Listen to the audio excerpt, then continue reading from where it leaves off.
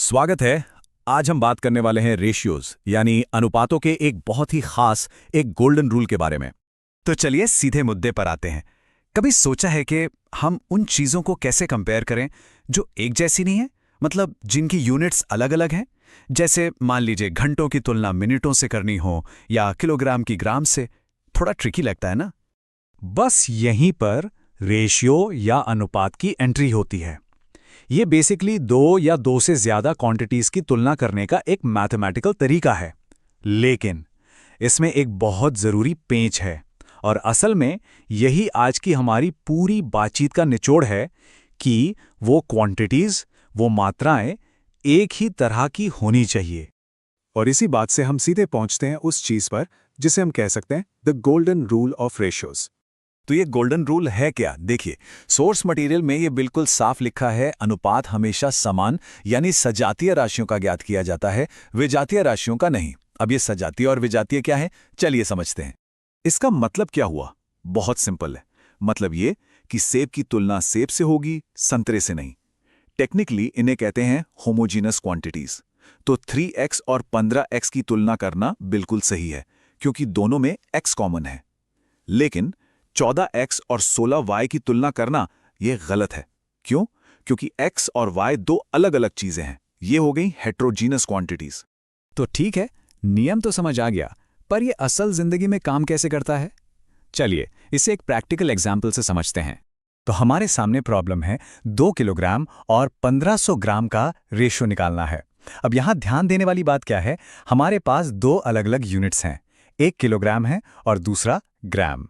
तो हमारा golden rule क्या कहता है?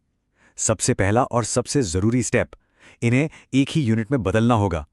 तो हम किलोग्राम को ग्राम में बदल लेते हैं। 2 किलोग्राम मतलब 2000 ग्राम। अब देखिए, दोनों ग्राम में आ गए। अब इनकी तुलना हो सकती है। तो हम 2000 को 1500 से डिवाइड करेंगे। इसे सिंप्लीफाई करने पर हमें मिलेगा 4/3। मतलब हमारा फाइनल रेशियो हुआ 4:3। और देखिए, ये बात कितनी बढ़िया तरीके से साबित होती है। अगर हम सोर्स डॉक्यूमेंट पर नजर डालें तो वहां भी बिल्कुल यही प्रोसेस फॉलो किया गया है। पहले किलोग्राम को ग्राम में बदला, फिर फ्रैक्शन बनाया और आखिर में उसे सिंप्लीफाई करके फाइनल रेशियो निकाला। चलिए, इस कॉन्सेप्ट को और पक्का करने के लिए एक और एग्जाम्पल देखते हैं। इस बार समय की बात करते हैं। तो अब चैलेंज है 4 घंटे और 45 मिनट का रेशियो पता करना।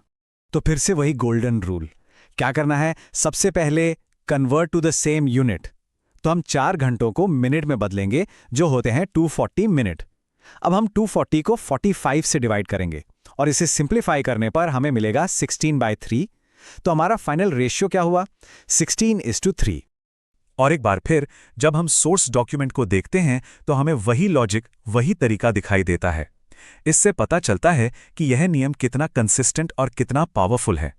तो चलिए जल्दी से समराइज करते हैं इस पूरी बातचीत से वो कौन सी की टेकअवेज हैं जो हमें याद रखनी है।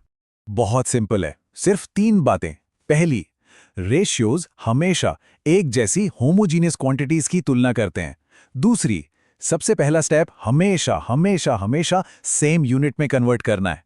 और तीसरी, फाइनल रेशियो के लिए फ्रैक्शन को उसके सबसे सिंपल फॉर्म में ले आएं।